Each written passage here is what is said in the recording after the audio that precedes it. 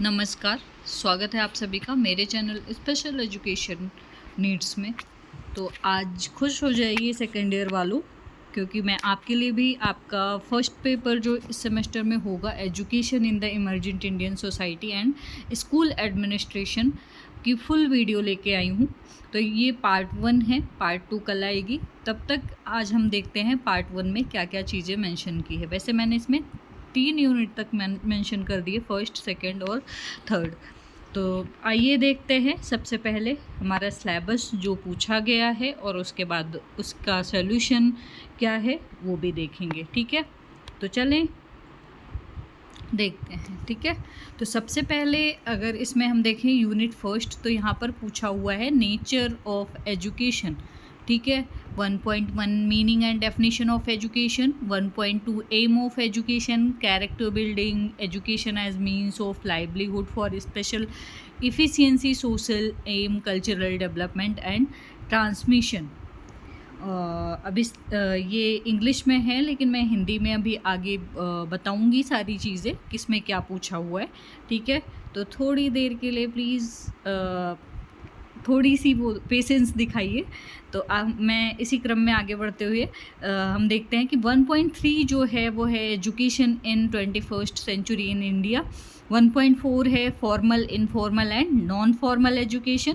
1.5 है function of education, जिसमें nation building, national integration, social integration, bringing about peace and harmony in the society and inculcating values and ethos. तो सबसे पहले हम देखते हैं नेचर ऑफ एजुकेशन में सबसे first 1.1 meaning and definition of education. तो यहाँ पर इनका जो इनकी जो हिंदी है मैं आपको बताने वाली हूँ। तो यहाँ पर है meaning, definition and aims of education मैंने डाल दिया है, क्योंकि ये आपका जो नया सिलेबस है उसके अकॉर्डिंग डाला था मैंने, जो 2023 में आया था। फिर बाद में मैंने सिलेबस देखा तो काफ़ी मिलती जुलती चीज़ें हैं, बस थोड़ा बहुत चेंज है। ठीक है, काफ़ी मिलती जुलती चीज़ें हैं, बाकी आपकी ही यूनिट के हिसाब से मैंने इसमें सारी चीज़ें डाली हैं। ठीक है, बट यही चीज़ें आएंगी। तो सबसे पहले हम देखते हैं meaning, definition and aims of education. तो जो आप बताइए कि एजुकेशन क्या है। अब आप बोलोगे शिक्षा है, वेरी गुड। तो एजुकेशन क्या है? एजुकेशन जो है शब्द एडुकेट, लैटिन वर्ड जो है उसके एडु शेयर से बना हुआ है, जिसका मतलब होता है to lead out, to bring out, यानी कि बाहर निकालना। ठीक है, लीड करना। तो अब मतलब जो भी हमारी आंतरिक शक्तियां हैं उनको बाहर निकालना, जो इनेट पावर है उनको बाहर निकालना। ठीक है, एजुकेशन शब्द जो है वो किससे बना हुआ है?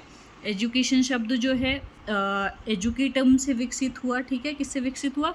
एजुकेटम से विकसित हुआ। ठीक है, ईफ मीन्स क्या है? अंदर से, और डीको मीन्स क्या है? आगे बढ़ना। ठीक है, मतलब अंदर से आगे बढ़ना, जो आपकी कैपेसिटी है, जो आपकी क्षमता है, उससे आगे बढ़ना। ठीक है, इसका जो संकुचित अर्थ है, अभी शाब्दिक अर्थ आपका क्लियर हो गया। ठीक है, अब देखते हैं संकुचित अर्थ क्या है। संकुचित अर्थ है कक्ष की शिक्षा जो हम क्लासरूम में प्राप्त करते हैं, जो टीचर हमें पढ़ाता है या जो हमारा सिलेबस है उसके आधार पर जो भी चीज़ें हम पढ़ते हैं वो संकुचित अर्थ में जाता है। बहुत छोटा एरिया है, मतलब क्लासरूम लर्निंग तक सीमित है। ठीक है, व्यापक अर्थ जो है वो क्या है? एजुकेशन सतत चलने वाली प्रक्रिया है। अब यहाँ पर क्या पूछा है? एजुकेशन सतत चलने वाली प्रक्रिया है। मतलब सतत चलने वाली प्रक्रिया का मतलब क्या होता है कि जो हमेशा चलती है। ठीक है, सतत चलने वाली प्रक्रिया का मतलब क्या होता है? जो हमेशा चलती है। ठीक है, जब से हम जन्म लेते हैं और जब तक हमारी मृत्यु नहीं हो जाती तब तक ये चीज़ें चलती रहती हैं। ठीक है, अब एक डेफिनेशन देखते हैं अरस्तु के अनुसार। अरस्तु ने डेफिनेशन दी है स्वस्थ शरीर में एवं मस्तिष्क स्वस्थ शरीर एवं मस्तिष्क का निर्माण करना ही शिक्षा कहलाता है। ठीक है, कैसे स्वस्थ शरीर होता है? हमें पता होता है कि हमारे शरीर के लिए क्या सही है, और हम निगेटिविटी हम निकाल देते हैं अपने माइंड से। ठीक है, हमें पता है कि आगे क्या करना है। तो मस्तिष्क, एक अच्छे मस्तिष्क का और स्वस्थ शरीर का निर्माण करना ही क्या कहलाता है? एजुकेशन कहलाता है। क्लियर है? आगे बढ़ते हैं। AIIMS of education. AIIMS of education जो है इसमें है वोकेशनल एजुकेशन। सबसे पहले वोकेशन होता है, क्योंकि हम किस लिए पढ़ते हैं, हम व्यवसाय के लिए पढ़ते हैं ना। हम चाहते हैं कि जो भी मतलब हम पढ़ रहे हैं उसके बाद हमें जॉब मिले। अगर आपके पास ये रीइंफोर्समेंट नहीं होगा, आपके पास ये सपना नहीं होगा कि जॉब मिलेगी, तो आप पढ़ोगे नहीं, पढ़ोगे। ठीक है, तो हमारा जो सपना है, हमारा जो इसमें एम है वो क्या है, वोकेशन। ठीक है, वोकेशनल नॉलेज के लिए पढ़ते हैं हम। कंप्लीट लिविंग मतलब हमारा जीवन अच्छा बीते उसके लिए पढ़ते हैं।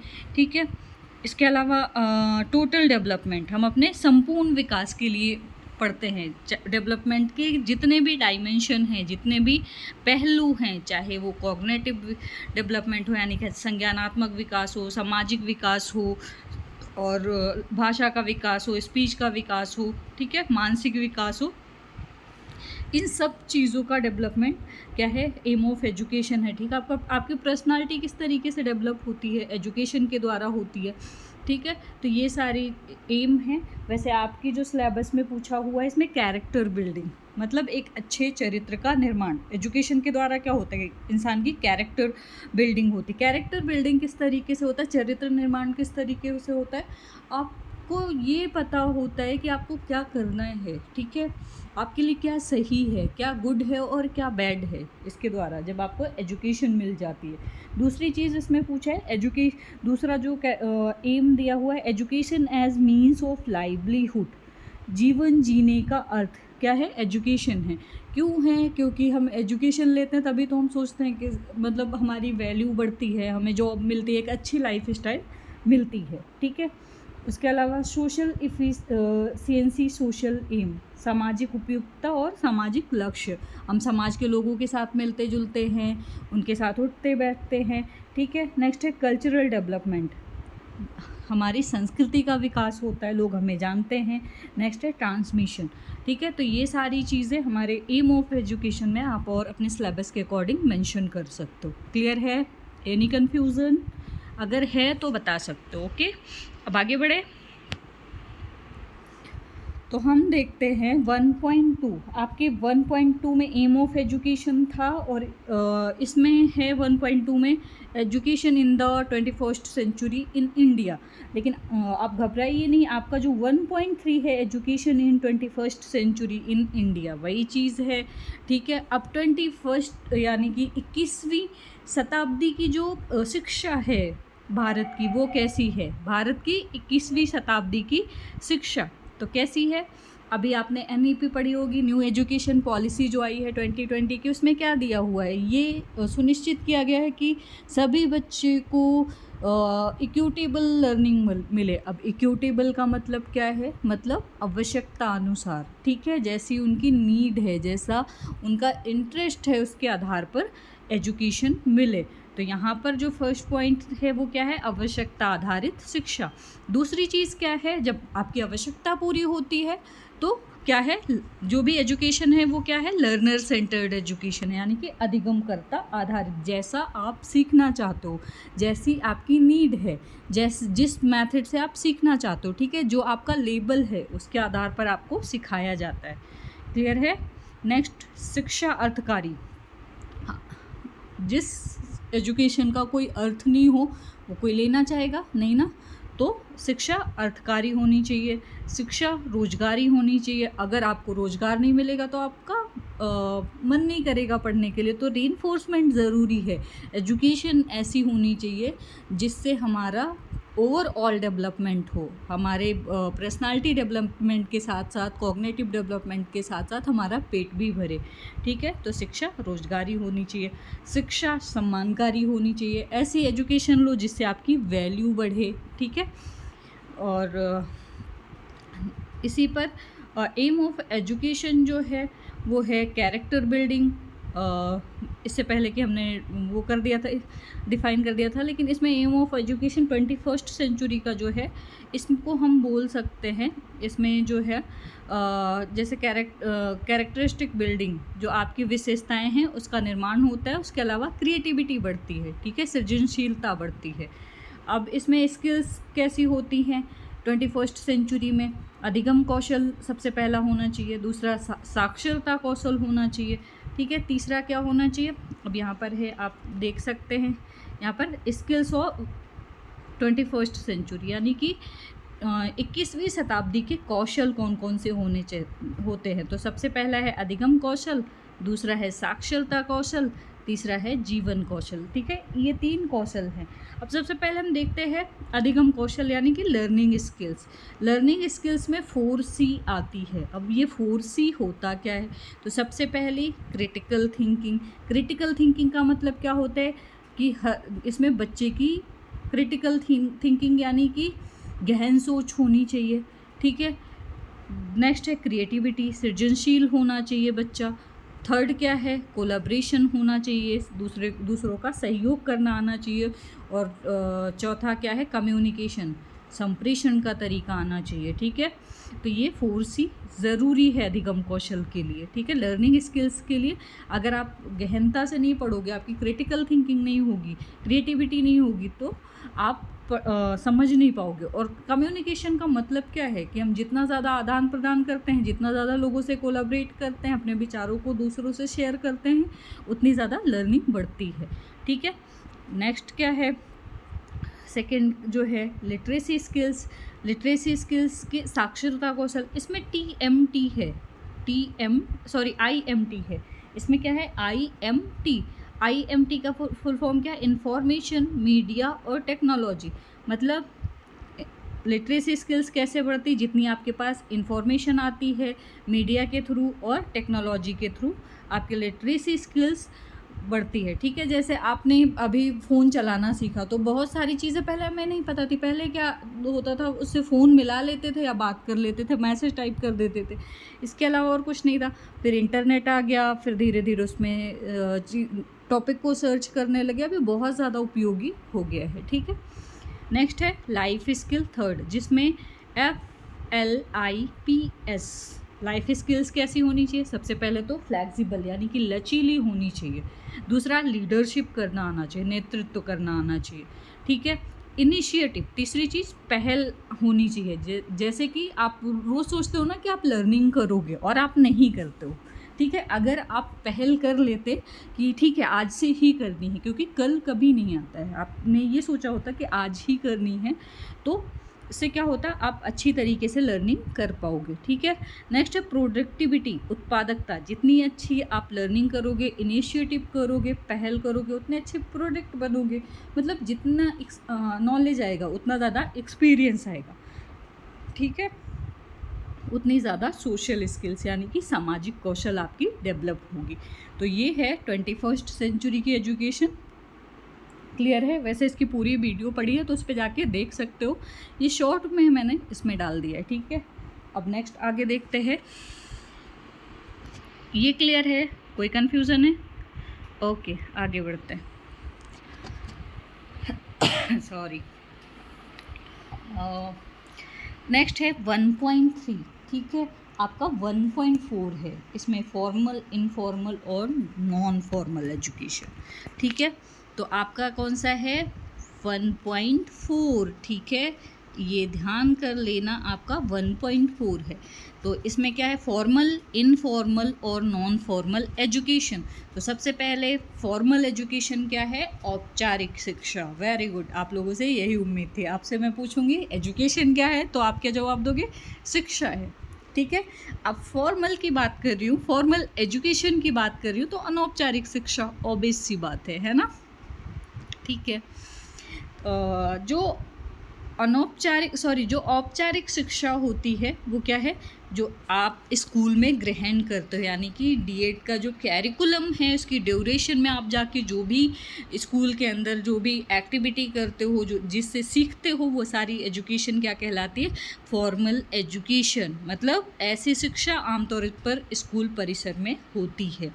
ठीक है, ऐसी शिक्षा देने के लिए क्या होना चाहिए? ट्रेंड स्टाफ होना चाहिए। अगर ट्रेंड स्टाफ नहीं होता है तो क्या होता है? एजुकेशन अच्छी नहीं होती है, क्वालिटी ऑफ एजुकेशन नहीं आती, यानी कि शिक्षा में गुणवत्ता नहीं आती। ठीक है, अब यहाँ पर क्या है? क्लासरूम एजुकेशन है। ठीक है, कॉलेज है, यूनिवर्सिटीज़ है, डिग्री है, सर्टिफिकेट है। मतलब जो क्लासरूम में एजुकेशन लेते हैं वो फॉर्मल एजुकेशन होती है, कॉलेज में मिलती है एजुकेशन वो भी फॉर्मल होती है, यूनिवर्सिटीज़ में हायर एजुकेशन लेते हैं वो भी फॉर्मल होती है। ठीक है, हम डिग्री के लिए पढ़ते हैं उसमें भी हमें फॉर्मल एजुकेशन करनी पड़ती है। ठीक है, सर्टिफिकेट के लिए पढ़ते हैं उसमें भी फॉर्मल एजुकेशन करनी पड़ती है। मतलब कुल मिलाकर हम बोल सकते हैं जिसकी गाइडलाइन होती है, जिसका कैरिकुलम फिक्स होता है, ड्यूरेशन फिक्स होता है। ठीक है, ऐसी एजुकेशन क्या कहलाती है, फॉर्मल एजुकेशन। क्लियर, आगे बढ़े। सेकंड क्या है, इनफॉर्मल एजुकेशन। इनफॉर्मल एजुकेशन क्या होता है, इस प्रकार की शिक्षा में माता पिता या किसी अन्य सदस्य द्वारा कक्षा के बाहर जीवन कौशल सीखते हैं।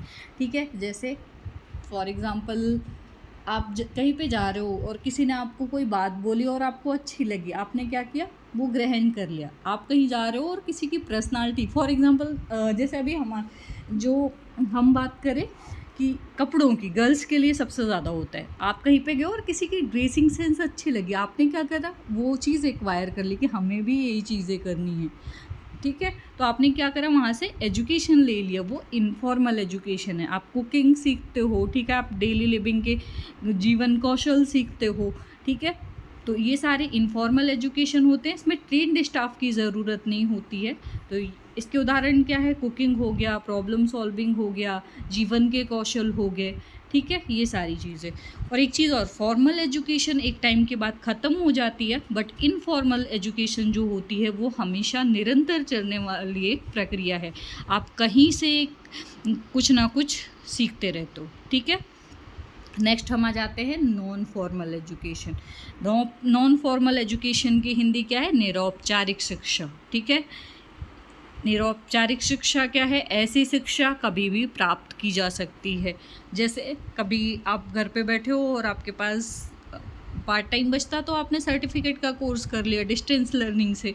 ठीक है, या फिर स्विमिंग क्लासेस ले ली या कुकिंग क्लासेस ले ली। इस तरीके की जो एजुकेशन होती है वो क्या होती है, नॉन फॉर्मल एजुकेशन होती है।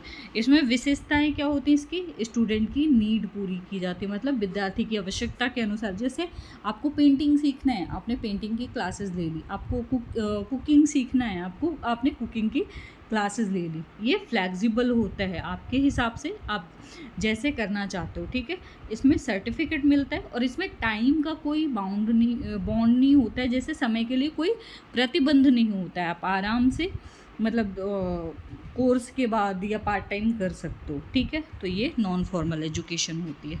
क्लियर है, कोई कन्फ्यूज़न? ओके, आगे बढ़ूँ? ठीक है।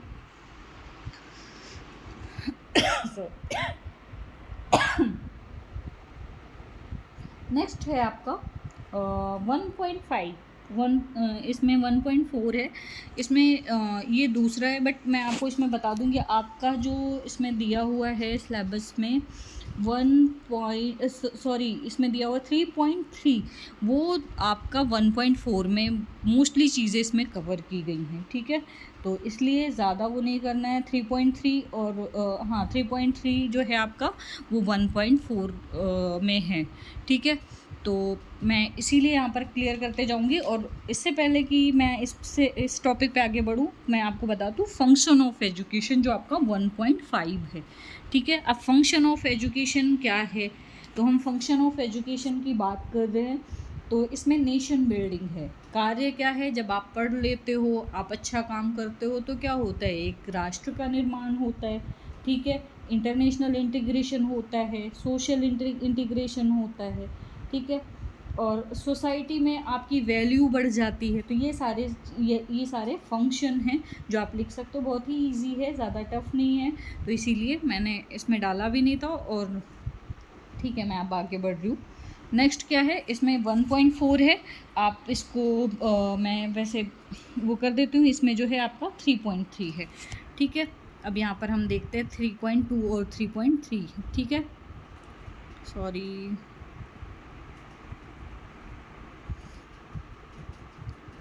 इसमें क्या है 3.3। ठीक है, ये 3.3 है। अब इसमें पूछा है function and modes of education.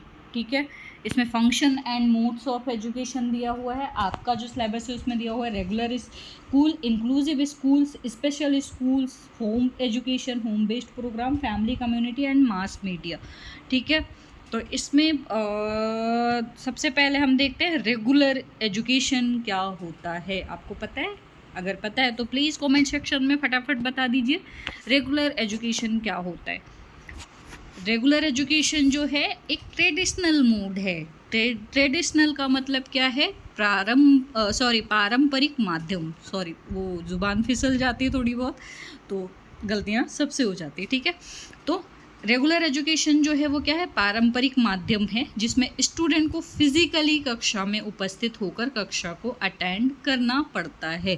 ठीक है, जिस तरीके से आप डीएड की क्लासेस लेते हो और आप कॉलेज जाते हो रेगुलर, ठीक है, आपको क्लास 75% अटेंडेंस चाहिए होती है। ठीक है, आपको सीखने मतलब एक टाइम पीरियड, एक ड्यूरेशन, एक अवधि के में आपको कॉलेज जाना पड़ता है और फिज़िकली वहाँ पर आपको क्लासेस लेनी पड़ती है। ठीक है, इसमें फ़ेस टू फेस इंट्रैक्शन होता है, मतलब टीचर और स्टूडेंट आमने सामने होते हैं और उनके बीच जो भी अंतःक्रिया होती है वो आमने सामने होकर होता है। ठीक है, नेक्स्ट क्या है? शेड्यूल जो होता है वो क्या होता है? फिक्स होता है। जैसे आपका कैरिकुलम निर्धारित होता है पहले से, आपको क्या पढ़ना है, कितने समय में पढ़ना है और किस मेथड से पढ़ना है, ये सारी चीज़ें डिसाइड होती हैं। क्लियर है? नेक्स्ट है डिस्टेंस लर्निंग। डिस्टेंस लर्निंग है विदाउट बीइंग फिजिकली, ठीक है, प्रेजेंट। अब यहाँ पर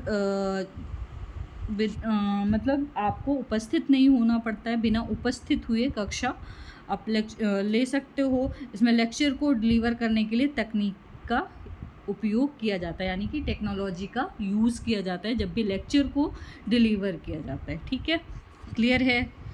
डिस्टेंस लर्निंग क्लियर है, आप घर बैठ के एजुकेशन ले सकते हो। ठीक है, आगे बढ़ते हैं। एग्जाम्पल इसके क्या हैं? ऑनलाइन कोर्सेज हैं, ठीक है, उसके अलावा वीडियो लेक्चर है, उसके अलावा वेबिनार है। ठीक है, ये सारी चीज़ें किस में आती हैं? डिस्टेंस लर्निंग में आती हैं। नेक्स्ट है ऑनलाइन एजुकेशन। ऑनलाइन एजुकेशन क्या है? एक प्रक्रिया है। ठीक है, ऑनलाइन एजुकेशन क्या है? एक प्रोसीजर है। किसका? नॉलेज और स्किल्स को प्राप्त करने का। ठीक है, किसके थ्रू? एक इलेक्ट्रॉनिक डिवाइस के थ्रू। आप जैसे अभी अपने फ़ोन लेके वीडियो देख रहे हो ना, वैसे ही हम इलेक्ट्रॉनिक डिवाइस के थ्रू हम क्या करते हैं? इंटरनेट से कनेक्ट होके हम ऑनलाइन क्लासेस ले सकते हैं, नॉलेज और स्किल्स को गेन कर सकते हैं, बढ़ा सकते हैं। अब इसमें डिवाइस क्या हो सकती है? कंप्यूटर, मोबाइल और लैपटॉप हो सकता है। ठीक है, क्लियर है? Next main stream education. अब मेन स्ट्रीम एजुकेशन क्या है?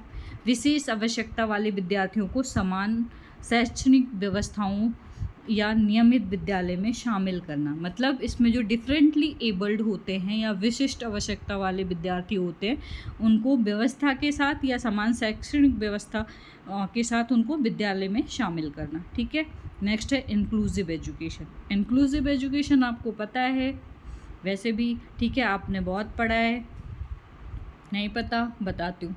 शिक्षा की मुख्य धारा का अर्थ क्या है?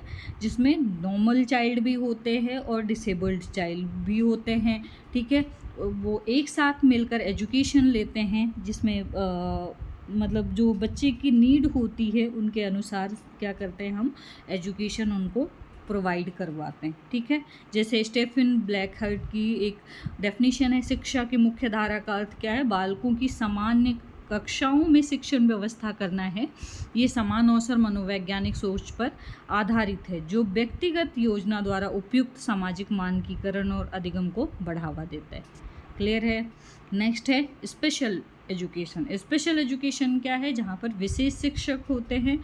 विशेष शिक्षा का मतलब क्या है? शब्द ऐसे शिक्षा को कहते हैं जहाँ दिव्यांगता एवं प्रतिभाशाली बच्चों के लिए उपयोग में लाया जाता है, जहाँ पर या तो सिर्फ मतलब एक ही डिसेबिलिटी के बच्चे होते हैं, या तो हियरिंग इम्पेयरमेंट के होंगे, या तो फिर विजुअल इम्पेयरमेंट के होंगे, या तो इंटेलेक्चुअल डेवलपमेंटल डिसेबिलिटीज़ के होंगे। ठीक है, उनकी आवश्यकता के अनुसार उन्हें एजुकेशन दी जाती है, वो स्पेशल एजुकेशन कहलाता है। क्लियर है? आगे बढ़े। ये आपका क्लियर हो गया, ठीक है। इसमें कुछ टॉपिक छूट गए हैं जो आगे मैंने डिफाइन कर दिया। अब नेक्स्ट है 1.5, इसमें रोल ऑफ गवर्नमेंट और नॉन गवर्नमेंट ऑर्गेनाइजेशन।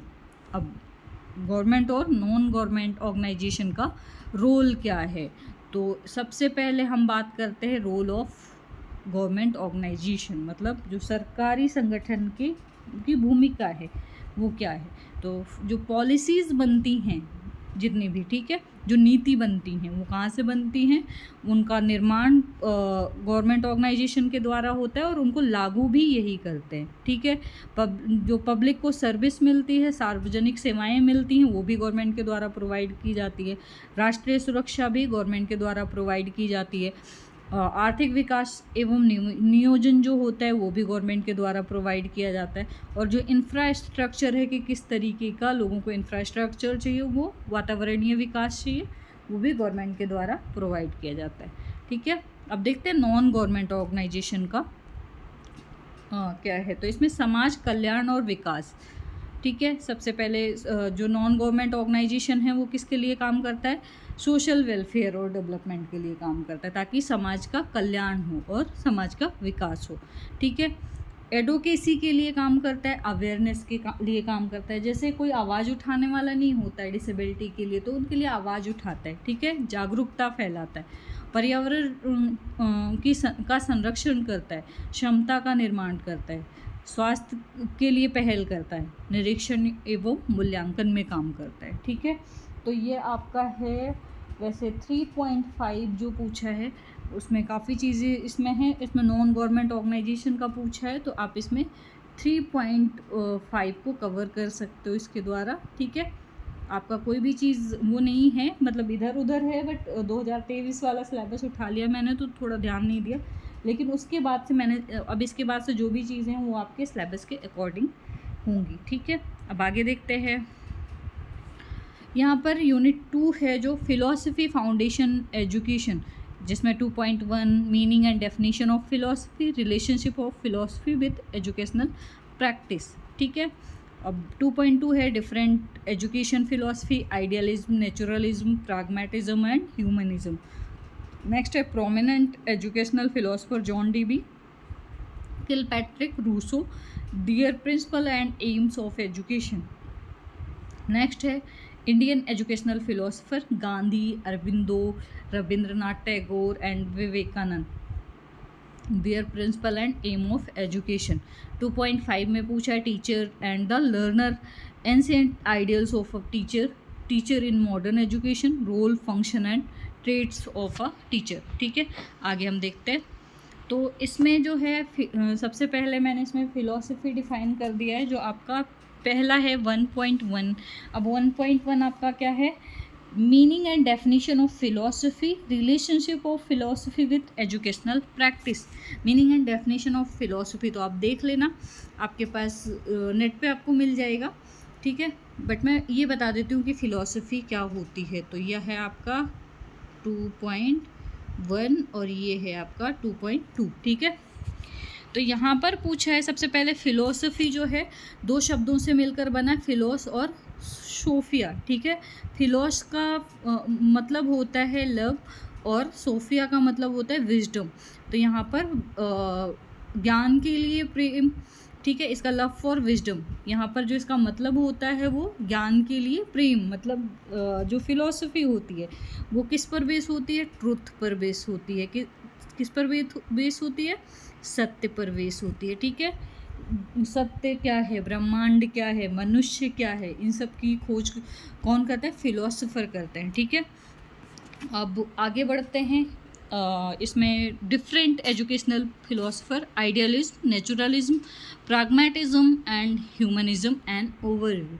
तो सबसे पहले हम देखते हैं आइडियलिज्म क्या है, आदर्शवाद क्या है। सबसे पहले तो ये बहुत ही ज़्यादा पुरानी फिलॉसफी है, मतलब सबसे पुराना दर्शन है ये। इनका जो विश्वास है वो क्या है, केवल ईश्वर की सत्ता पर विश्वास करते हैं। इनका मानना है कि जो कुछ भी है वो ईश्वर है, ईश्वर के सिवा कुछ भी नहीं है, ठीक है। ओनली ट्रूथ रियलिटी, केवल सत्य और वास्तविकता को मानते हैं, सत्य के लिए खोज करते हैं, ठीक है। दार्शनिक, इसके जो दार्शनिक हैं वो कौन से हैं? सुकरात है, प्लेटो हैं, फ्रोवेल हैं, ठीक है, ये वेस्टर्न हैं। अब इंडियन का देख लें तो स्वामी दयानंद सरस्वती, रविंद्रनाथ टैगोर और अरबिंदो घोष, ठीक है। आगे देखते हैं कि आइडियलिज्म का जो एजुकेशन है, एम ऑफ एजुकेशन है, वो क्या है, इसका जो शिक्षा का लक्ष्य है। तो सबसे पहले मन का विकास, ठीक है, सत्य की खोज, चरित्र का विकास, आत्मानुभूति, ये सारे इसके क्या हैं? एम ऑफ एजुकेशन है, ठीक है। अब इसका कैरिकुलम कैसा होना चाहिए, ये सारी चीज़ें आपको डिफाइन करनी है, ठीक है। इसमें मैंने शॉर्ट कर दिया है, तो आप बढ़ा के कर सकते हो, अपने शब्दों में लिख सकते हो कि चरित्र का विकास क्या है, सत्य की खोज क्या है। सत्य की खोज क्यों करता है? कि मनुष्य क्या है, ब्रह्मांड क्या है, ठीक है। चरित्र का विकास मतलब एक अच्छी और मूल्यवान चरित्र, ठीक है। आत्मानुभूति, आप जब भी कोई गलती करते हो या सेल्फ मतलब कुछ ऐसा होता है जिसमें आप खुद रियलाइज़ करते हो कि ये गलत है और ये सही है, ठीक है, वो आत्मानुभूति कहलाती है। नेक्स्ट, कैरिकुलम इसका कैसा है? तो धार्मिक अध्ययन ज़्यादा होता है इसमें, ठीक है। दूसरी चीज़, आध्यात्मिक अध्ययन, स्पिरिचुअल डेवलपमेंट होता है, ठीक है। लिटरेचर होता है और हिस्ट्री होती है। ये सारी चीज़ इसके कैरिकुलम के अंतर्गत आता है। अब इसकी डिसिप्लिन कैसी है? तो इसमें अनुशासन पर बहुत ज़्यादा जोर दिया जाता है। टीचर का रोल क्या होता है? तो बहुत ही महत्वपूर्ण स्थान दिया गया है टीचर को, सबका सबसे बड़ा रोल माना गया, ठीक है। अब इसमें टीचिंग मेथड क्या है? तो रीडिंग है, ओरल मेथड है और ट्रेडिशनल मेथड है, ये आप डिफाइन कर सकते हो, ठीक है। क्लियर है? आगे बढ़ूँ। नेक्स्ट है नेचुरलिज्म। ये देख के मुझे एक चीज़ याद आ गई, मैंने क्वेश्चन पेपर में पूछा था नेचुरलिज्म क्या होता है, तो मेरे कुछ महान बच्चों ने लिखा था कि नेचुरलिज्म का मतलब हरा भरा होता है। तो आप नाम पे मत जाइए हर जगह कि नेचर है तो हरा भरा है, ठीक है। नेचुरलिज्म अलग, वो नेचर अलग है और यहाँ पर दर्शन की बात करता है। एक चीज़ और बता दूँ, जहाँ पर इज्म या वाद लग जाता है वो फिलॉसफी का शब्द होता है, ठीक है। तो यहाँ पर हम दर्शन के बारे में पढ़ रहे हैं। अब यहाँ पर नेचुरलिज्म का मतलब हरा भरा हो सकता है, बट यहाँ पर नहीं है, ओके। तो यहाँ पर नेचर इज़ एवरीथिंग। नेचुरलिज्म का मानना है कि जो कुछ भी है वो नेचर है, ठीक है, प्रकृति है, प्रकृति के सिवा कुछ भी नहीं है। जैसे आइडियलिज्म क्या मानते हैं कि ईश्वर की सत्ता पर विश्वास, लेकिन इनका क्या मानना है? ईश्वर की सत्ता पर विश्वास इनका नहीं है, ठीक है। इनके जो दार्शनिक हैं वो कौन से हैं? रूसो है, रूसो चैम्पियन ऑफ नेचुरलिज्म कहलाते हैं। अरस्तु हैं, कांटे हैं, टैगोर हैं, ठीक है। अब एजुकेशन का लक्ष्य क्या है? यहाँ पर देखते हैं एजुकेशन का लक्ष्य क्या है। तो इसमें प्रेजेंट एंड फ्यूचर हैप्पीनेस प्राप्त, मतलब आपका आज संवर जाए और कल संवर जाए, इसके लिए, ठीक है।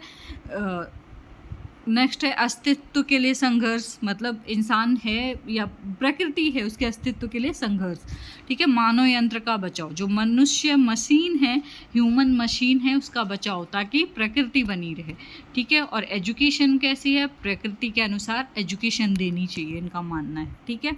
कैरिकुलम जो होता है इनका फिक्स नहीं होता है, चाइल्ड सेंटर्ड होता है, मतलब बच्चे को एक्सपोजर और इनपुट दिया जाता है, अवसर दिया जाता है, ठीक है। वो जिस तरीके से बनना चाहे वो बन सकता है। लिटरेसी में सब्जेक्ट की जगह नहीं है, गेम्स, स्पोर्ट्स, फिजिकल और नेचर स्टडी को ज़्यादा महत्व दिया गया है, ठीक है। नेक्स्ट है टीचर मेथड, तो इसमें लर्निंग बाय डूइंग है, डायरेक्ट मेथड है, अन्वेषण विधि है। ह्यूरिस्टिक मेथड का मतलब क्या है? अन्वेषण विधि, ऑब्जर्वेशन है, अवलोकन, प्लेवे मेथड मतलब खेल विधि। ये सारी चीज़ें हिंदी में बताऊँ? ओके। लर्निंग बाय डूइंग मतलब करके सीखना, डायरेक्ट मेथड का मतलब प्रत्यक्ष विधि, ह्यूरिस्टिक मतलब का मतलब अन्वेषण विधि, ऑब्जर्वेशन का मतलब अवलोकन और प्लेवे मेथड का मतलब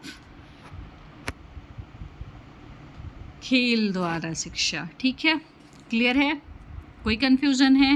नेचुरलिज्म कंप्लीट हो गया, आगे बढ़ते हैं। नेक्स्ट है टीचर, सॉरी ये अभी नेचुरलिज्म का बच्चा है, हमने टीचर नहीं देखा था और डिसिप्लिन नहीं देखी थी, ठीक है।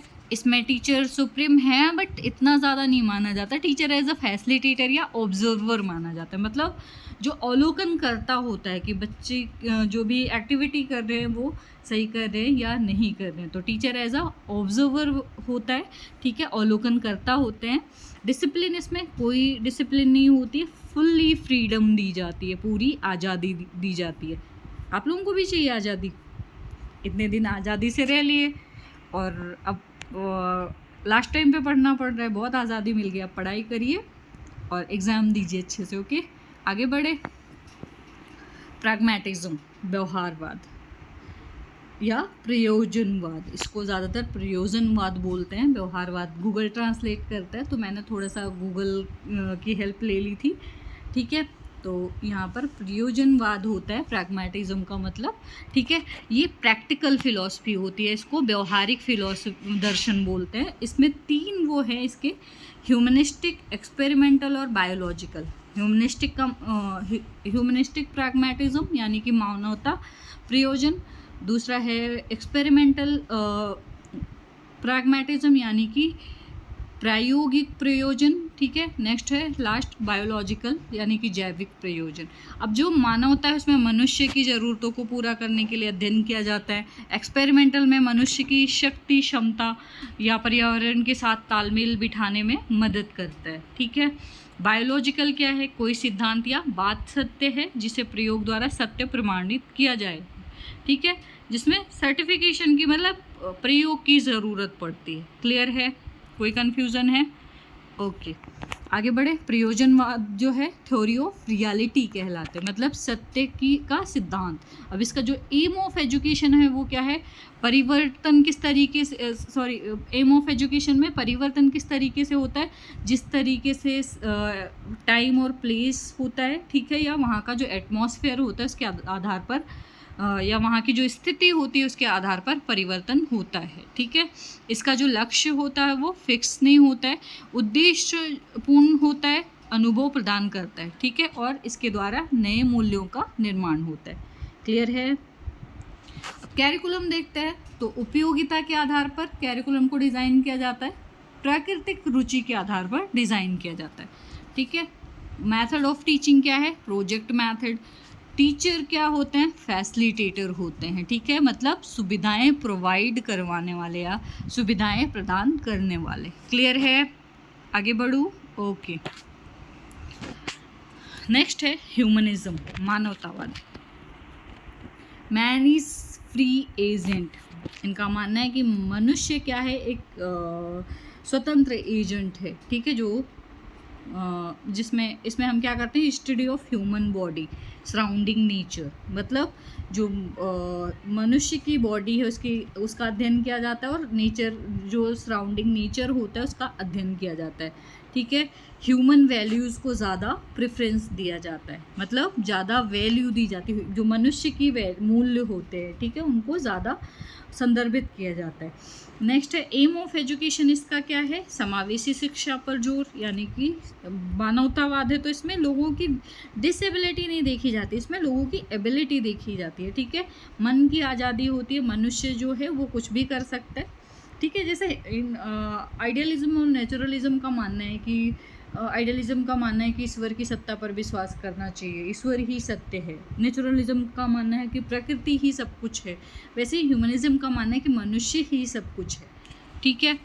ह्यूमन परफेक्शन, मनुष्य परफेक्ट है, इसकी बात की गई। सभी मनुष्यों का कल्याण होना चाहिए।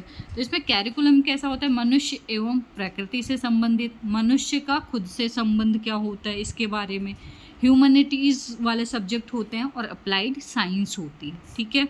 नेक्स्ट टीचिंग मैथड, ड्रिल, अभ्यास, मतलब बहुत ही गहरा अभ्यास होता है। टीचर सेंटर्ड, शिक्षक आधारित टीचिंग मैथड होता है, जैसा शिक्षक पढ़ाना चाहिए।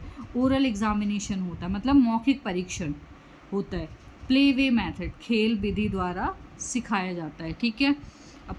इसमें पनिशमेंट का क्या है, पनिशमेंट के साथ साथ विद्यार्थियों से सहानुभूति भी होती है कि ज़्यादा पनिशमेंट का प्रावधान नहीं है, समटाइम डांट देते, समटाइम पुचकारते हैं प्यार से, ठीक है। नेक्स्ट क्या है, टीचर। टीचर क्या है, होता है इसमें हेड, क्वालिटी के साथ साथ हृदय के अच्छे होने चाहिए, ठीक है। क्लियर है? ह्यूमनिज्म आपका कंप्लीट हो गया। कोई कंफ्यूजन है? नहीं है? आगे बढ़ूँ? ओके।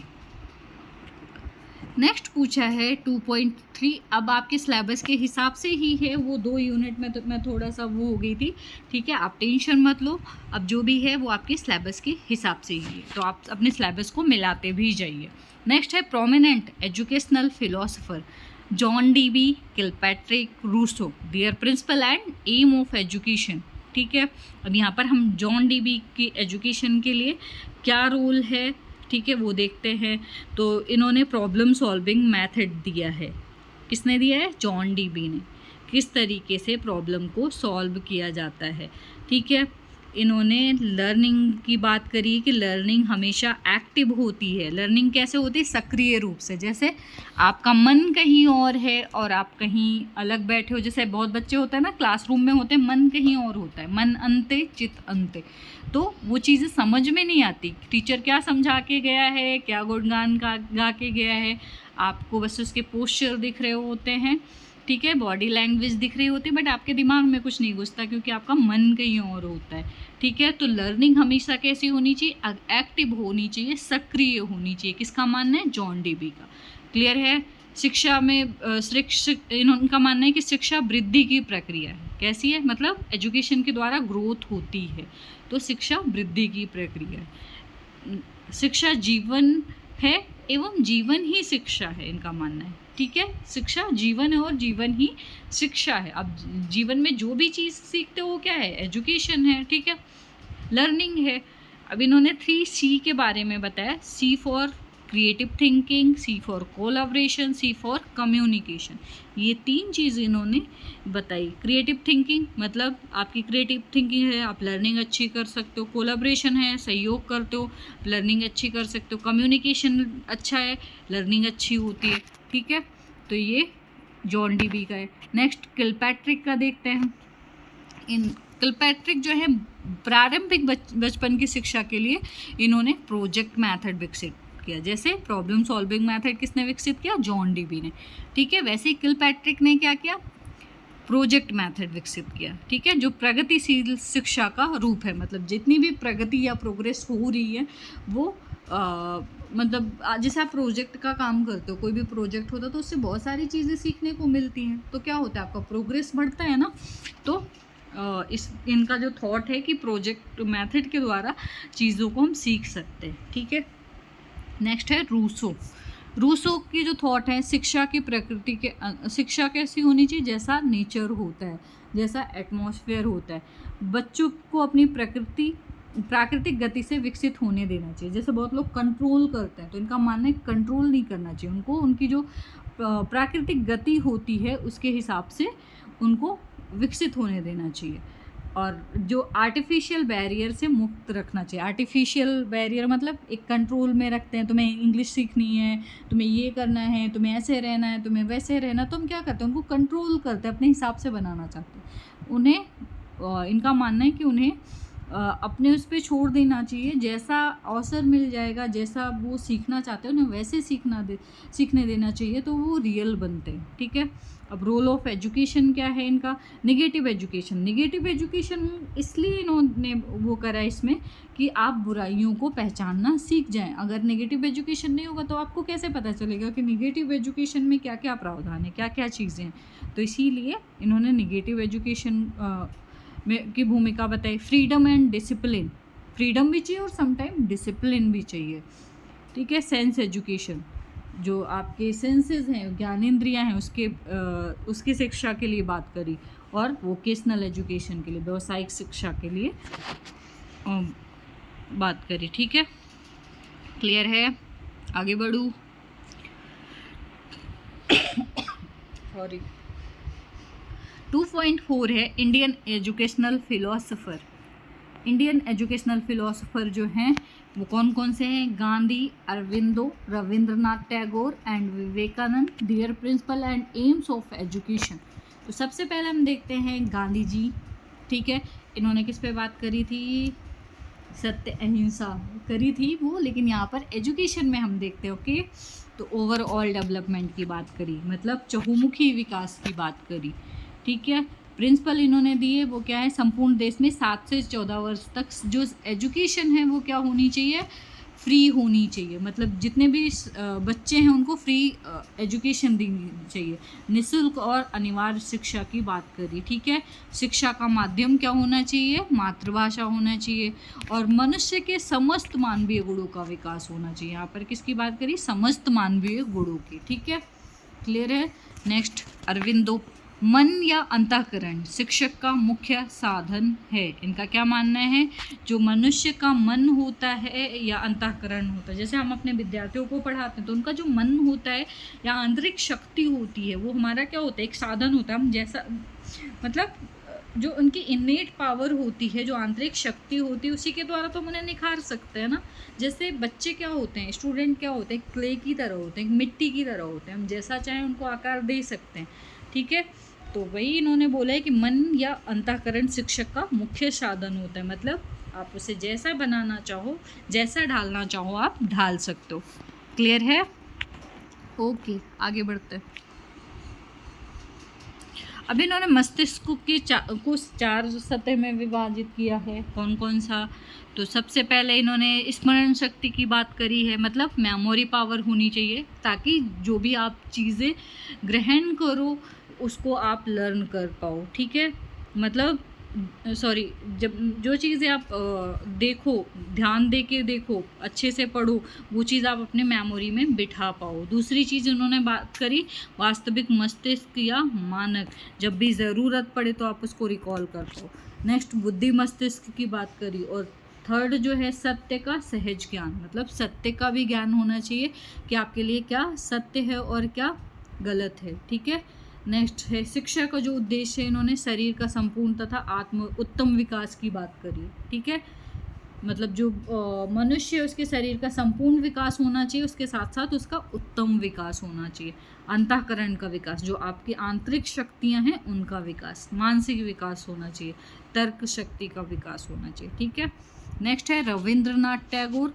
अब रविंद्रनाथ टैगोर ने क्या वो की एजुकेशन के बारे में क्या बोला है, तो इन्होंने प्रकृति, मानव तथा अंतर्राष्ट्रीय संबंधों में परस्पर मेल एवं प्रेम होना चाहिए। ठीक है, जो मानव है उनके जो संबंध हैं, ठीक है, चाहे वो नेशनल हो इंटरनेशनल हो, सब में प्रेम होना चाहिए। शिक्षा प्राप्त करते समय बालक को स्वतंत्र वातावरण मिलना आवश्यक है। इनका मतलब मानना है कि बच्चों को कंट्रोल नहीं करना चाहिए। ठीक है, उनको छूट देनी चाहिए ताकि वो जैसे उनके इंटरेस्ट है उसके हिसाब से वो एजुकेशन को ग्रहण कर सकते हैं। ठीक है, नेक्स्ट है विवेकानंद। विवेकानंद ने किसकी बात करी, शिक्षा मनुष्य की अंतर्निहित पूर्णता की अभिव्यक्ति है। मतलब शिक्षा क्या है, मनुष्य में जो उसकी अंतर्निहित शक्तियाँ हैं, ठीक है, उसका जो विकास है उसकी पूर्णता की अभिव्यक्ति है एजुकेशन। ठीक है, मानव की शक्तियाँ क्या होती हैं, जन्म से ही विद्यमान रहती हैं, हम क्या करते हैं उसको निखारने का काम करते हैं। ठीक है, अब इनके एजुकेशन के लक्ष्य क्या हैं, व्यक्ति, समाज एवं राष्ट्र का उत्थान। ठीक है, उसके अलावा शिक्षा हर समस्या का निदान है। इनका मानना क्या है, शिक्षा जो है वो जितनी भी समस्याएं आती हैं उनका निदान है, क्योंकि आप एजुकेशन लेते हो तो क्या होता है, आपकी लॉजिकल थिंकिंग डेवलप होती है। ठीक है, अंतर्निहित पूर्णता की अभिव्यक्ति, जो आपके मन में चीज़ें हैं उसको आप व्यक्त कर पाते हो। मानव निर्माण, मतलब एक अच्छे मनुष्य का निर्माण होता है। शारीरिक पूर्णता, ठीक है, कैरेक्टर बिल्डिंग, ये सारी चीज़ें एजुकेशन के लक्ष्य हैं विवेकानंद के अनुसार। ठीक है, क्लियर है, आगे बढ़े। नेक्स्ट है 2.5। 2.5 में teacher and the learner, ancient idea of a teacher, ancient ideal of a teacher, teacher in a modern education. अब इसमें 2 चीज़ें पूछी है टीचर इन द एंशिएंट, ठीक है, मतलब जो प्राचीन शिक्षक थे वो क्या हैं और जो मॉडर्न शिक्षक हैं वो कैसे हैं।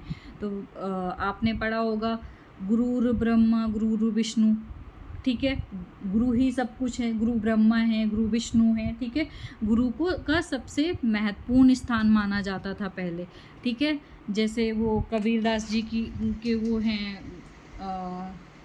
अभी याद नहीं आ रहा है, गुरु गोबिंद दो खड़े काके लागो पा। ठीक है, इस तरीके से सबसे ज़्यादा गुरु का महत्व तो मतलब सबसे ज़्यादा है, पेरेंट्स से भी ज़्यादा माना जाता था पहले। अब क्या है, मेंटर माना जाता है, बच्चों के मेंटोर माने जाते हैं, रोल मॉडल माने जाते हैं, सुविधा प्रदान करने वाले माने जाते हैं, हार्ट ऑफ लर्निंग माने जाते हैं। ठीक है, तो इस तरीके से आप डिफाइन कर सकते हो। आगे यहाँ तक कन्फ्यूज़न, यहाँ तक क्लियर है पूरा आपका? कोई कन्फ्यूज़न है? ओके, आगे बढ़ूँ मैं। अब हम देखते हैं हमारी जो थर्ड यूनिट है, एजेंसीज़ ऑफ एजुकेशन। तो इसमें पूछा है डिफरेंट एजेंसीज़ ऑफ एजुकेशन, जिसमें फॉर्मल, इनफॉर्मल और नॉन फॉर्मल एजेंसीज़ क्या हैं। नेक्स्ट पूछा है modes of education, regular, open, distance, online. ये हमने रेगुलर, ओपन, डिस्टेंस तो हमने ऑनलाइन तक क्लियर कर ली है। अब इसमें ब्लेंड लर्निंग देखेंगे। नेक्स्ट है regular schools, inclusive schools and special schools, home education, home based programme, family community and mass media. Next पूछा है role of government organization, NCERT, SCERT, NCTE, UGC, ministry of education.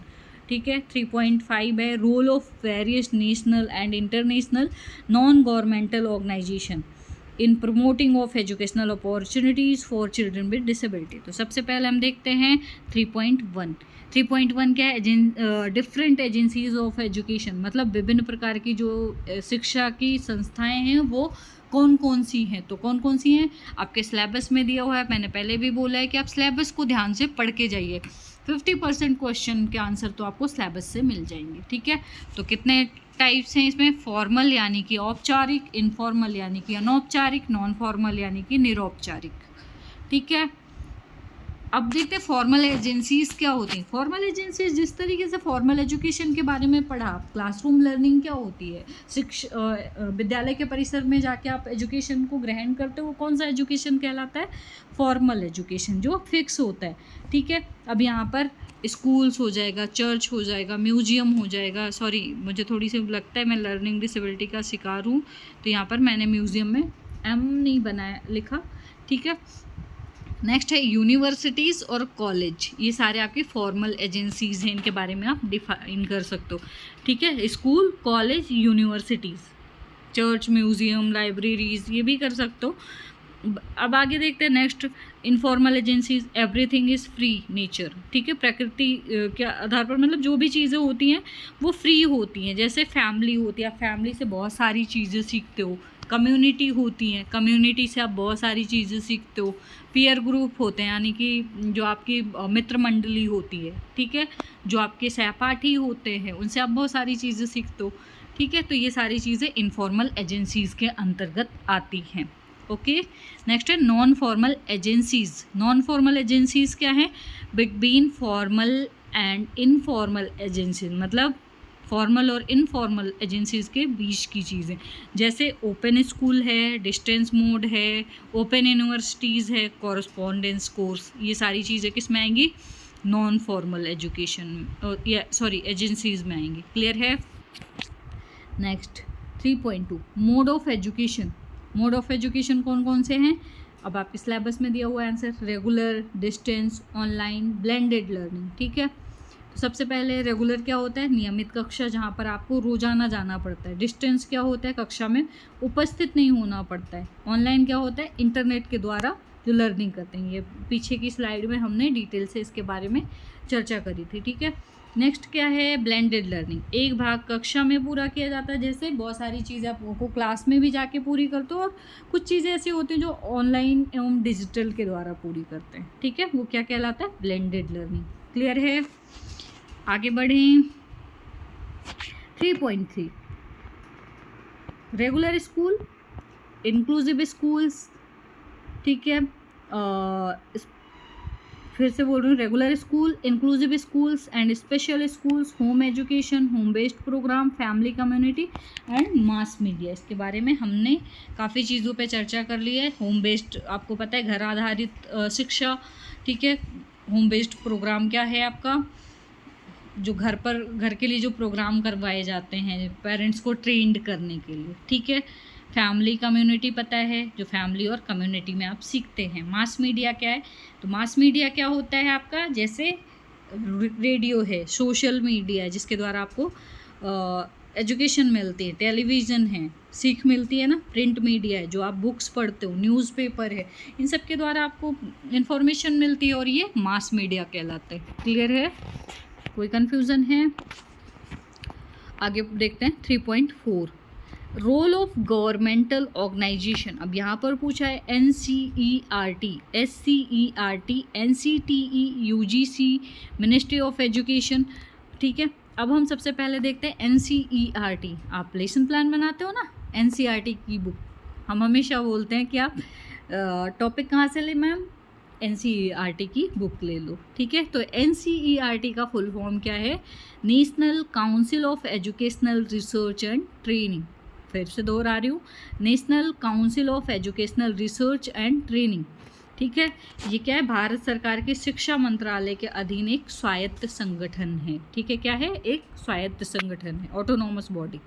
ठीक है, अब इसमें क्या क्या चीज़ें होती हैं, जैसे पाठ्य पुस्तक होती हैं, शैक्षिक सामग्री होती हैं, शोध प्रकाशन, मतलब जो भी रिसर्च किए जाते हैं उसका प्रकाशन होता है, उसके अलावा पब्लिकेशन और बुकों के भी होते हैं, व्यवसायिक विकास होता है, रिसर्च होते हैं, ये सारी चीज़ें NCERT के तहत होती हैं। वैसे इस पर में भी वीडियो है, आप देख सकते हो जाके, उस पर एजुकेशन की वीडियो है, एजुकेशन की प्लेलिस्ट पड़ी, उसमें जाके आप देख सकते हैं। ठीक है, आगे ये क्लियर है?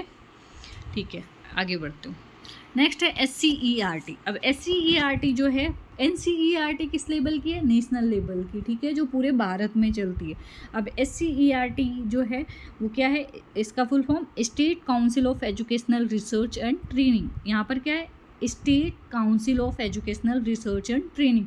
जो SCERT की बुकें चलती हैं वो सबकी अलग अलग चलती हैं, जैसे राजस्थान की अलग है, यूपी की अलग है, MP की अलग है, ठीक है, हरियाणा की अलग है, ये सारे अलग अलग हैं। ठीक है, अब इसका जो ऑब्जेक्टिव है वो क्या है?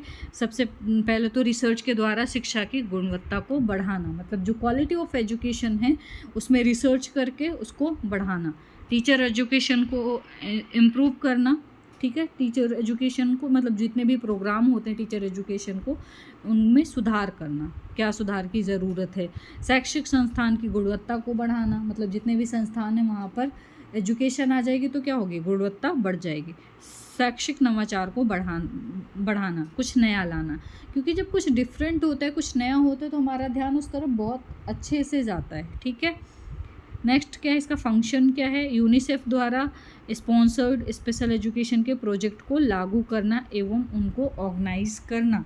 ठीक है, जितने भी यूनिसेफ द्वारा जो भी स्पेशल एजुकेशन के प्रोग्राम होते हैं, प्रोजेक्ट होते हैं, उनको लागू करने का काम कौन करता है? SCERT करता है। ठीक है, और उनको ऑर्गेनाइज भी SCERT करता है। नेक्स्ट है संस्थानों के लिए टीचर एजुकेशन, स्कूल एजुकेशन की गुणवत्ता को बढ़ाना, मतलब जो जितने भी संस्थान हैं उसमें जो टीचर एजुकेशन है या स्कूल एजुकेशन है उनकी गुणवत्ता को बढ़ाना।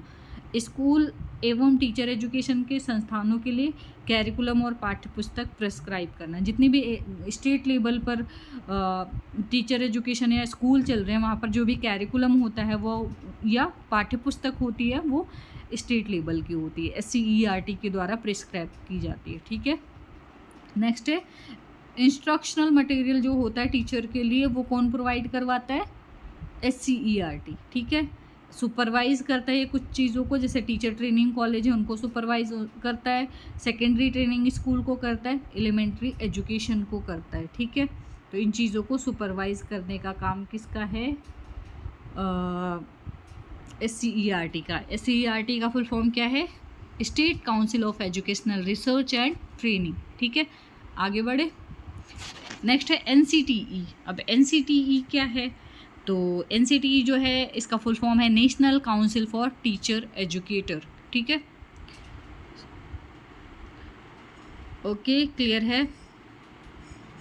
इसके जो ऑब्जेक्टिव हैं वो क्या होते हैं? प्लान्ड होते हैं एंड कोऑर्डिनेट होते हैं। ठीक है, सबसे इसके जो ऑब्जेक्टिव हैं, जो टीचर एजुकेशन होता है उसको प्लान करना और उसको कोऑर्डिनेट करना किसका काम होता है? NCTE का होता है। टीचर एजुकेशन सिस्टम जितने भी होते हैं उनको रेगुलेट करना और उनके मूल्य एवं उनके जो मानक होते हैं उनको बनाए रखना, NCTE का काम होता है। नेक्स्ट है टीचर एजुकेशन प्रोग्राम के सभी क्षेत्रों को कवर करना, ठीक है। ये सारा काम किसका होता है, NCTE का होता है। इसका जो फंक्शन है वो क्या है, टीचर प्रोग्राम को कोऑर्डिनेट करना, मॉनिटर करना और उस टीचर एरिया में जितने भी अनुसंधान होते हैं उनको बढ़ावा देना। क्लियर है। नेक्स्ट आ जाते हैं हम किस पे, UGC पे, ठीक है। UGC क्या है, जो हमारा नेट का पेपर होता है UGC के द्वारा होता है ना, यूनिवर्सिटी ग्रांट कमीशन, जिसका फुल फॉर्म क्या है, यूनिवर्सिटी ग्रांट कमीशन। इसका जो ऑब्जेक्टिव होता है क्या होता है, विश्वविद्यालय की शिक्षा के साथ कोऑर्डिनेट करना, उसको बनाए रखना, ठीक है। नेक्स्ट क्या है, यूनिवर्सिटी एजुकेशन की गुणवत्ता को बढ़ाना।